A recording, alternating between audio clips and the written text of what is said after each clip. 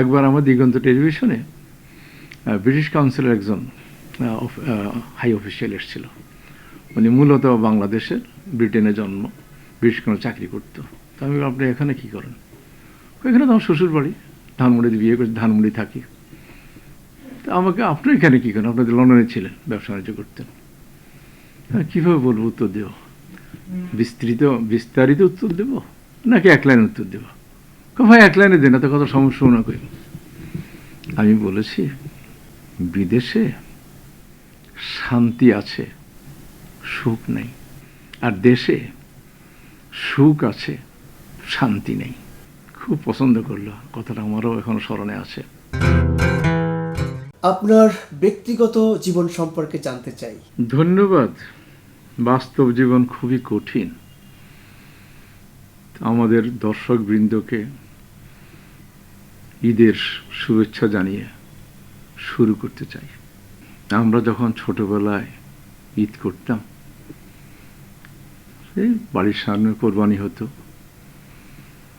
তখন রেওয়াজ ছিল নতুন কাপড় পরার, কিন্তু যাদের সাধ্য ছিল তারা কিনতে পারত, যাদের সাধ্য ছিল না তারা সুন্দর করে পরিষ্কার পরিচ্ছন্ন করে ঈদের জামাতে যেত, কাপড় পরে পুরনো জামাই পরিষ্কার করে যেত।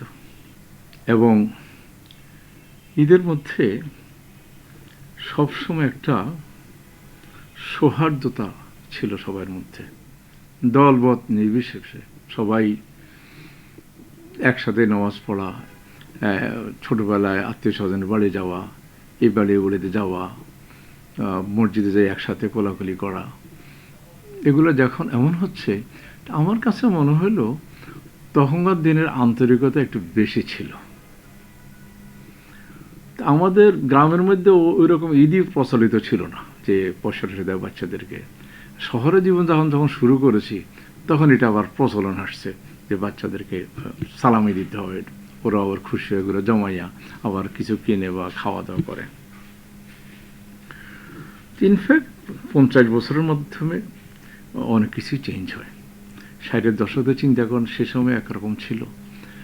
স্বাধীনতার পরে এই দেশে সমস্ত পুরান কাপড় ইম্পোর্ট হতো, সবাই ওই কাপড় পরেই পরিষ্কার পরিচ্ছন্ন করে সব চলতে পারত। কিন্তু আলহামদুলিল্লাহ আমাদের দেশে এখন পুরানো কাপড় ইম্পোর্ট করতে হয় না। আমি নিজে করাচির লটকন মার্কেট থেকে একটা কোট কিনা ছোট কইরা বিদেশে গেছি, কারণ ওই কোট কেনার পয়সা আমাদের দেশে ছিল না।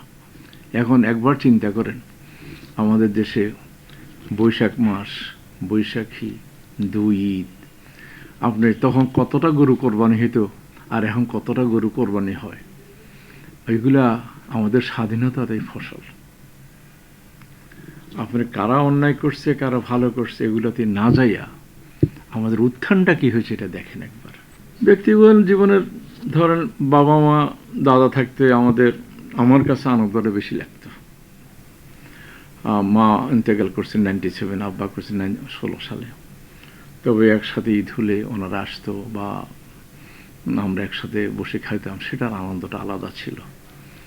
আর ঈদ ছাড়াও যখন গ্রামে গঞ্জে যেতাম, তখন মায়ের পাক, মায়ের আদর যত্ন, একটা বয়সে এগুলোতে বঞ্চিত হয়ে যায়। সেই ভালোবাসাটা কখনো স্ত্রীর পরে ছেলে মেয়ের পরে নায়নাত করে, আমি এখন ওই অবস্থায় আছি।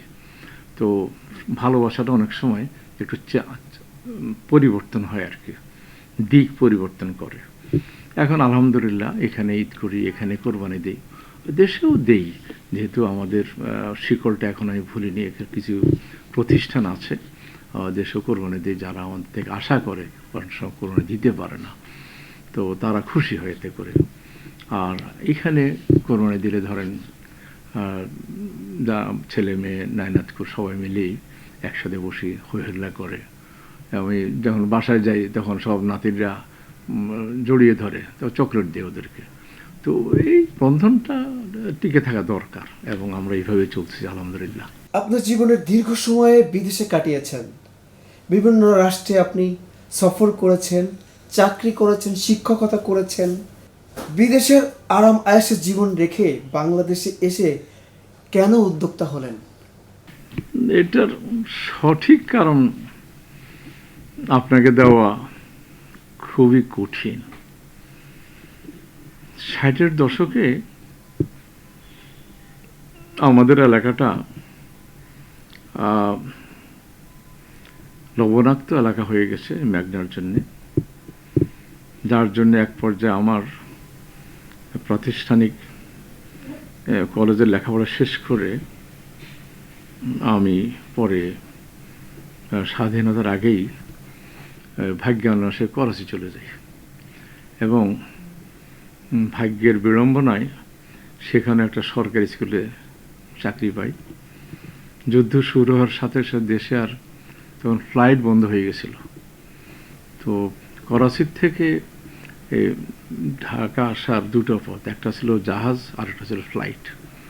দুটোতেই আমরা দেখছি যে নানা অসুবিধা ছিল, সেটা নাই বললাম। এখন পরে চিন্তা করলাম এক সুযোগে করাচি যে একটা জিনিস আমার হয়েছে, সেটা হলো অনেক বাংলাদেশের বা অনেক পাকিস্তানি ওরা আশেপাশের মিডল ইস্টে চলে যেত, ধরুন কুয়েত যেত, নৌকা দিয়ে চলে যেত, বা দুবাইতে যেত।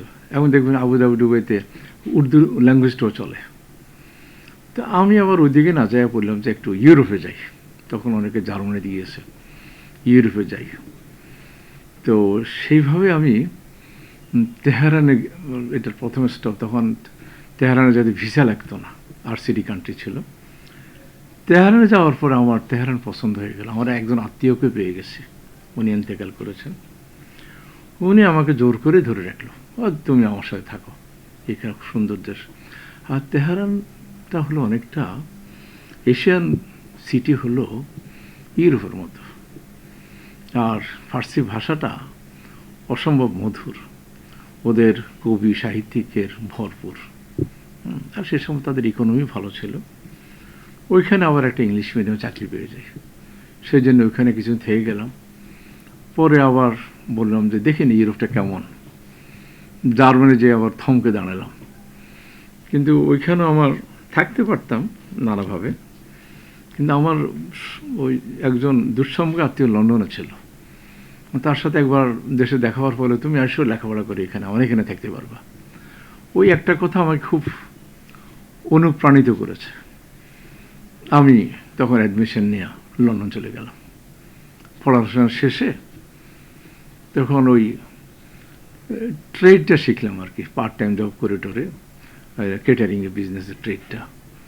তো ভাবলাম দেখি না, একটা জবও পেয়ে গেছিলাম কম্পিউটিংয়ে। পরে আমার এক বন্ধু বললেন, না চলেন ব্যবসা করি। খুব একটা ভালো জায়গায় ব্যবসা শুরু করেছি। এখন আমি জিজ্ঞেস করতে পারেন, এত ব্যবসা ছাড়ে চলে আসলেন কেন? এখন একবার আমার দিগন্ত টেলিভিশনে ব্রিটিশ কাউন্সিলের একজন হাই অফিসিয়াল এসেছিল। উনি মূলত বাংলাদেশের, ব্রিটেনে জন্ম, ব্রিটিশ কোনো চাকরি করতো। তো আমি আপনি এখানে কী করেন? এখানে তো আমার শ্বশুর বাড়ি, ধানমন্ডিতে বিয়ে করে ধানমন্ডি থাকি। তো আমাকে, আপনি এখানে কী করেন? আপনাদের লন্ডনে ছিলেন, ব্যবসা বাণিজ্য করতেন। কীভাবে বলবো উত্তর দেব? বিস্তারিত উত্তর দেব নাকি এক লাইন উত্তর দেব? ভাই এক লাইনে দেন, এত কত সমস্যা না করি। আমি বলেছি, বিদেশে শান্তি আছে, সুখ নেই।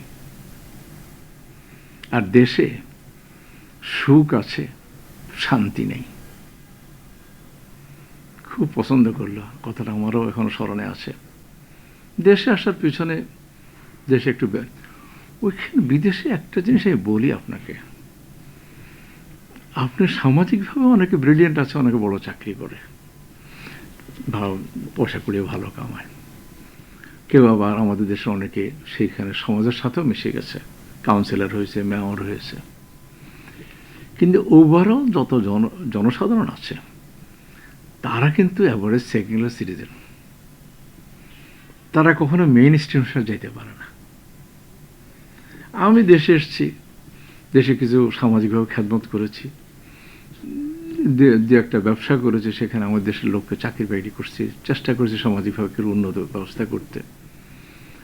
তো এই দিক থেকে মনে করেন যে আমি বিদেশ থেকে দেশে এসে সাকসেস।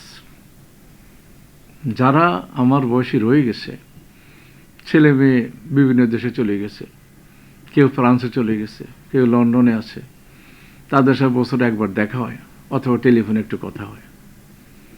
আর এখানে শত অসুবিধার মধ্যেও আপনার প্রতিবেশী, আত্মীয় স্বজন ভরপুর।